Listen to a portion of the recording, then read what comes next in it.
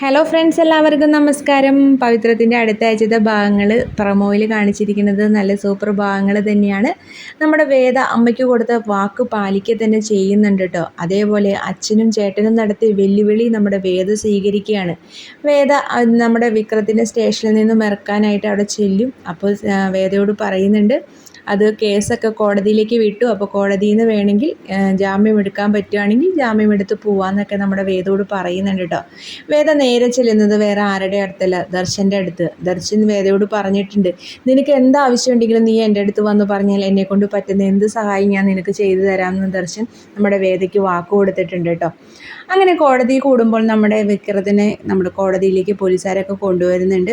അപ്പോൾ ഇവരുടെ ഭാഗത്തുള്ള ഒരു വക്കീൽ വരും. അതേപോലെ തന്നെ നമ്മുടെ വേദയുടെ അച്ഛൻ ജഡ്ജിയാണല്ലോ, ആൾത്തേകം ചോദിക്കുന്നുണ്ട്, നിനക്ക് വാദിക്കാനായിട്ട് നിൻ്റെ ഭാഗത്തുനിന്ന് വക്കീൽ വല്ലതും ഉണ്ടോ എന്ന് നോക്കുമ്പോൾ നമ്മുടെ വേദ അങ്ങോട്ട് കടന്നു വരികയാണ് കേട്ടോ. വേദ കടന്നു വന്നു കഴിഞ്ഞിട്ട് ഇങ്ങനെ വേദ വരുന്നതും നമ്മുടെ വിക്രം പ്രതീക്ഷിക്കുന്നില്ല വേദേനെ അവിടെ. വേദ നിൽക്കുകയാണ്. അപ്പോൾ വേദയോട് ചോദിക്കുകയാണ്, ഇവന് വേണ്ടി വാദിക്കാൻ ആരെങ്കിലും ഉണ്ടോ എന്ന് ചോദിക്കുമ്പോഴാണ് നമ്മുടെ ദർശൻ വരുന്നത്. ദർശനെ കാണുമ്പോൾ ആദ്യം നമ്മുടെ ജഡ്ജി അദ്ദേഹത്തിനും മറ്റുള്ള നമ്മുടെ വേദയുടെ ചേട്ടനൊക്കെ ആകെ എന്തോ അന്താളിച്ച് പോകും കേട്ടോ. ഒരിക്കലും പ്രതീക്ഷയില്ല ദർശൻ ഇതിന് വരുമെന്ന്.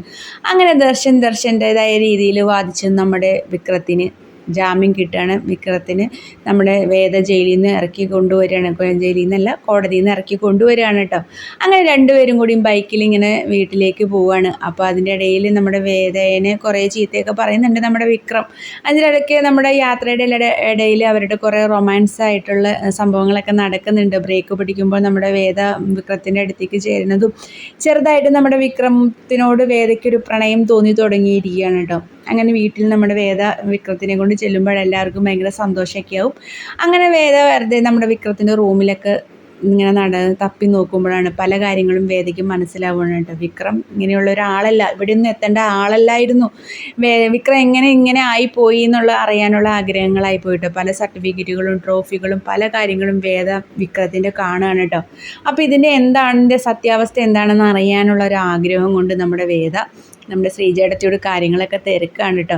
എന്തായാലും ശ്രീജേടത്തി പറയുന്ന കാര്യങ്ങളെല്ലാം നമുക്ക് കാത്തിരുന്നതിനെ കാണാം. പിന്നെ നമ്മുടെ വീഡിയോ ഇഷ്ടമായെങ്കിൽ ലൈക്ക് ചെയ്യാനും ഷെയർ ചെയ്യാനും സബ്സ്ക്രൈബ് ചെയ്യാനും മറക്കല്ല കേട്ടോ.